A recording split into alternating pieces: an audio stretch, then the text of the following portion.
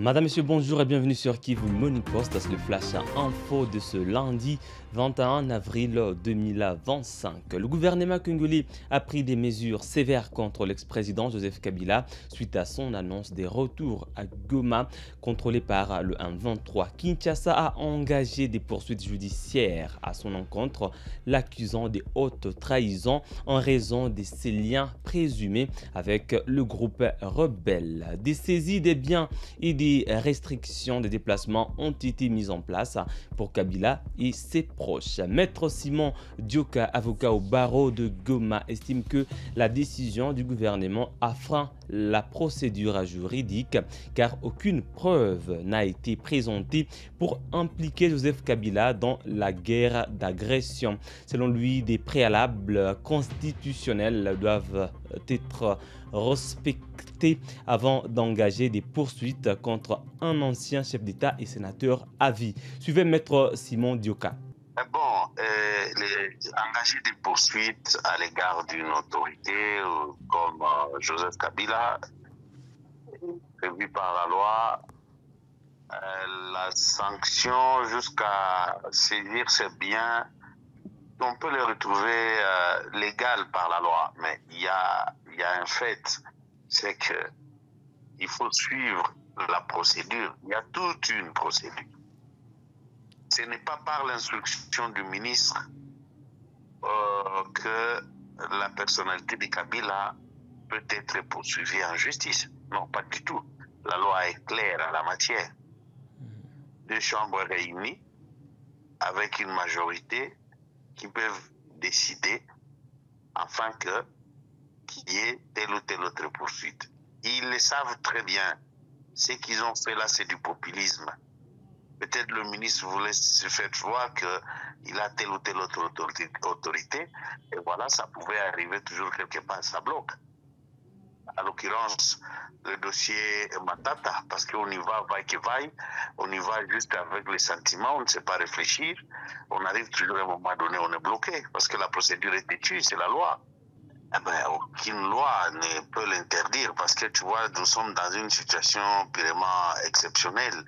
La rébellion n'est pas permanente, c'est pourquoi on ne pouvait pas déjà prévoir une loi. Mais peut-être c'est un aspect politique, mais un aspect politique aussi. Kinshasa se base sur un aspect politique qui n'a rien à voir avec beaucoup de choses, et l'aspect politique, malheureusement, qui est déplacé. Pourquoi? Parce que Joseph Kabila peut aussi contribuer à la paix et à la recherche de la paix. Parce que autant que le prélat était ici,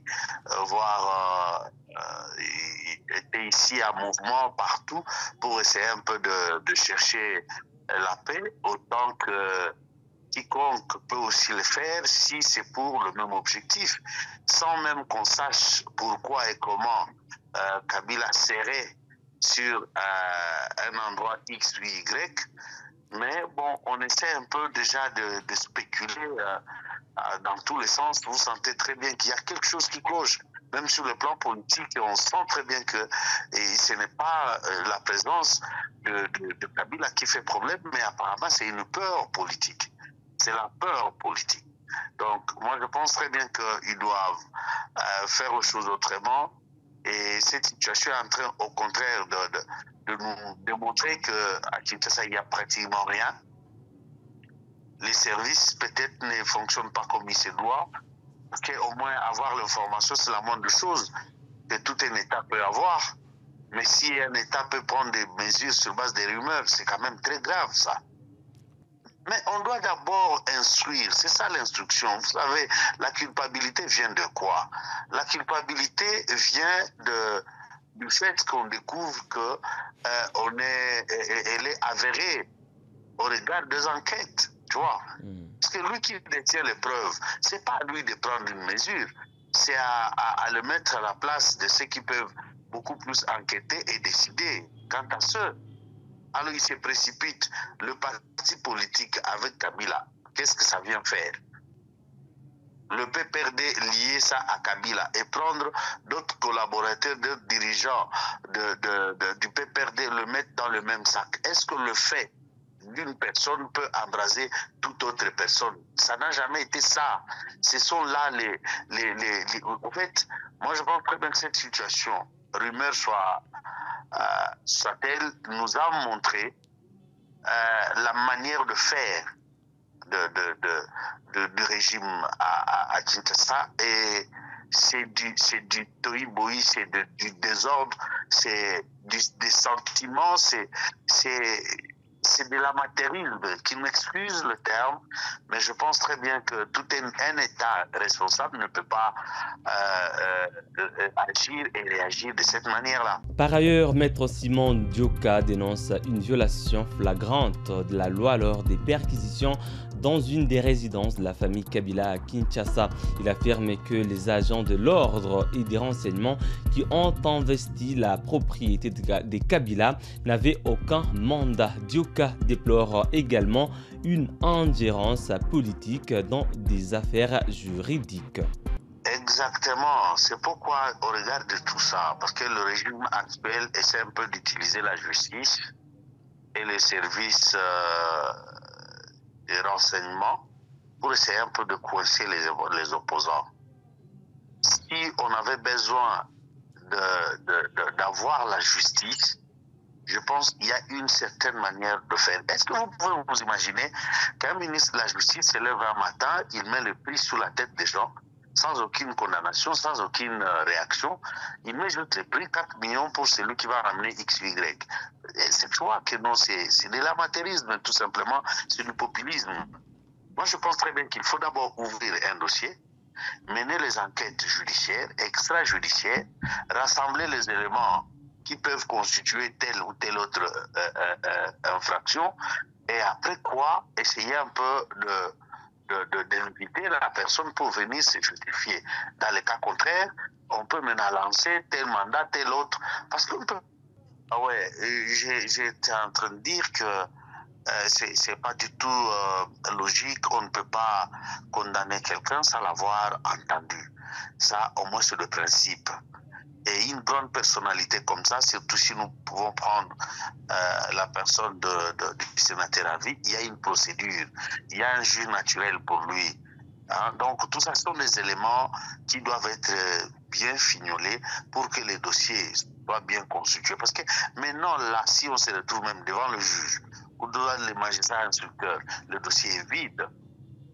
On va dire, on a appris, on a entendu, tu vois, ce sont des rumeurs. Mais est-ce que sur base des rumeurs, tout un État peut arriver à prendre des décisions, ou soit toute une juridiction, la haute juridiction de la République peut prendre une décision sur base des rumeurs? Tu vois que ça cause la honte même à la République, tu vois. C'est vraiment décevant. Quelque part, bon, il faut quand même que les gens se ressaisissent. Si on a besoin de refonder l'État, ça fait partie de tous ces éléments-là. Nous sommes dans une situation de non-État. C'est ça. Nous sommes dans une jungle quelque part. Imaginez-vous, même ceux qui étaient sur le terrain pour la perquisition n'avaient aucun mandat. Imaginez-vous. Et du fait qu'ils n'avaient pas de mandat, voilà qu'ils veulent associer beaucoup de choses inutilement. Les fameux tennis qu'ils ont trouvés sur un autre dépôt ailleurs, ils veulent l'associer avec la perquisition qui s'est passée à la résidence de l'ancien président à Limité. Pendant que c'est faux, c'est deux endroits différents. Et pour des objets différents. Et ceux qui sont venus chercher à la résidence de l'ancien président, nous avons vu le procès verbal de ces lignes, parce qu'on a finalement amené un huissier pour procéder au procès verbal après avoir accédé à la parcelle d'une manière frauduleuse. Nous appelons ça d'une manière frauduleuse parce que c'était la violation du domicile, parce qu'ils n'étaient pas munis des mandats. Tu vois? Alors, quand il y a des rumeurs, tout ça, ce sont des rumeurs, tu vois. Les services de l'État ne peuvent pas agir sur base des rumeurs, ne peuvent pas agir sur base des sentiments. Ils doivent mettre leur procédure à toute sainteté, de sorte que s'il y a des rapages, qu'on sache comment se défendre. Imaginez-vous s'il y avait une résistance et qu'il y ait mort d'homme. ces agents qui seraient partis exécuter l'ordre verbal, ils vont se justifier comment? C'est le cas que nous sommes en train de vivre avec la garde de la Première ministre, là où on a tué un policier. Maintenant, les agents ne sont pas couverts, tu vois. Alors, tout ça, malheureusement, on ne sait pas tirer des leçons sur le cas qui nous arrive. On fait toujours les choses comme si on est alpha et oméga. Non, on n'est pas tout puissant.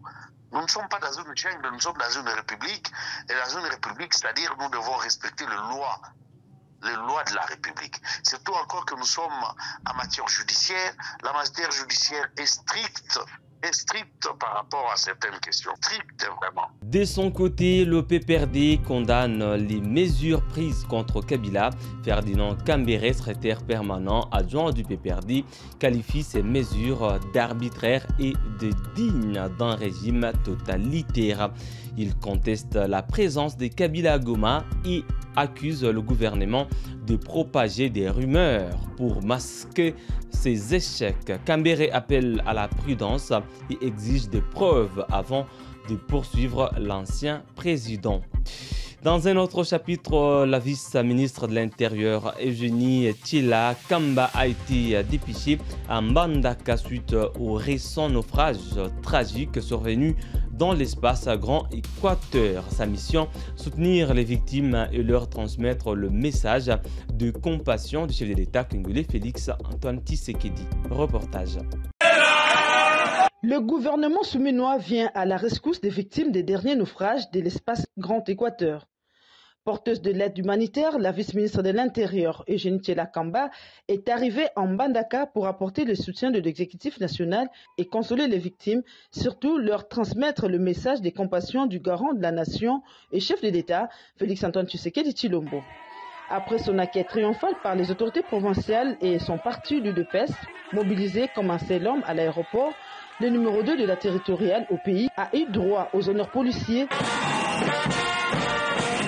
peu avant de prendre direction vers le cargo Porte-Bonheur, dont l'avion, plusieurs biens et matériels de soutien aux victimes de naufrages ont été déchargés par l'équipe d'aviation en présence de la vice-ministre de l'Intérieur, Eugénie Tshela Kamba. L'émissaire du gouvernement de la République a voulu s'assurer que tout se passe bien au point de déchargement avant de se diriger vers le gouvernorat de province. Madame, Monsieur, voilà qui met un terme à ces flashs info sur Kivu Morning Post. Merci à vous de l'avoir suivi de bien à la fin. On se fixe un nouveau rendez-vous d'actualité. À très bientôt.